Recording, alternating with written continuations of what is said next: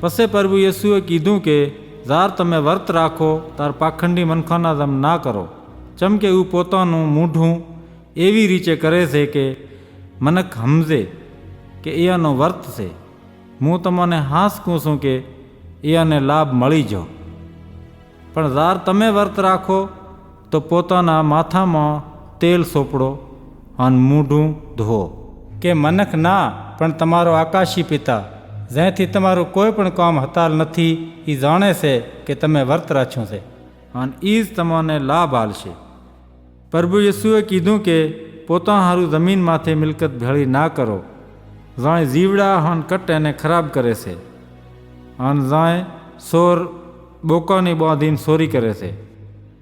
પણ તમે પોતા હારું આકાશ માથે મિલકત ભેળી કરો, જ્યાં જીવડા હન કટ એને ખરાબ નથી કરતા હા નકો અહીંયા સોર બોકાની બાંધીને ચોરી કરે છે. ચમ કે જ્યાં તમારી મિલકત છે અહીંયા તમારું દિલ પણ લાજ્યું રહેશે. આછું ડીલ હારું દીવો છે. પ્રભુ યેસુએ કીધું કે આછું ડીલ હારું દીવાના દમ છે. અહીં હારું જે તમારી આંચું ઠીક છે તો તમારું પૂરું ડીલ અજવાળામાં હશે, પણ જે તમારી આંચું ઠીક નથી તો તમારું બધું ડીલ અંધારામાં હશે. એવી રીત જે તમારા દિલમાં ઈશ્વરનું અજવાળું નથી તો પછી અંધારું અંધારું હશે.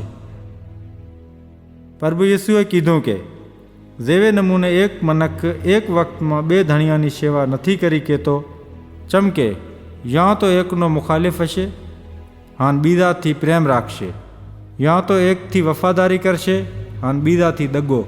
એવી રીત તમે એક જ વખતમાં ઈશ્વર અને ધન બેની સેવા નથી કરી કહેતા.